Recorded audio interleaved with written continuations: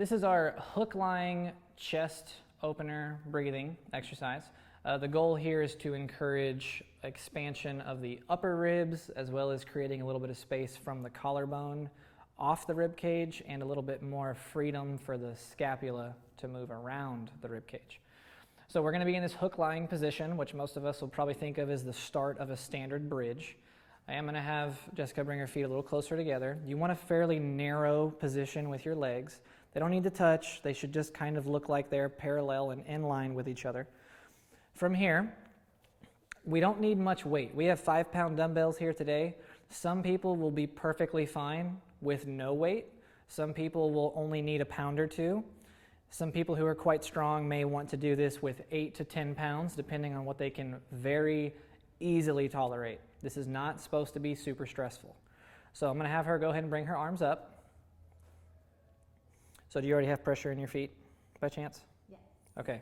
So we start this with a little tiny bit of pressure in the feet. So I want you to relax the legs completely for a second.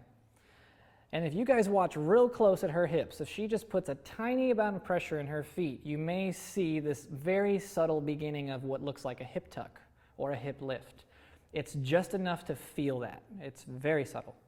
From here, we're going to reach the hands in the air enough to cause a little bit of shoulder protraction, which just feels like the arms get longer to the sky, and we want to make sure that doesn't feel like it goes into the neck. From here, she's going to slowly open her arms as if she's going to do a chest fly, and we're going to make sure we keep some bend in the elbows as we do that. A little bit more here, right there. And you're going to come down until we feel the fullest stretch that's tolerable. For most of us, it will be maybe right before the tricep or the back of the arm touches the ground. So she's in a really good spot right here. I'm going to encourage her to just turn her palms towards each other just slightly more. And now we're going to breathe. We take an easy inhale through the nose. And as we exhale, we want to feel like the ribs are going to close down to the ground.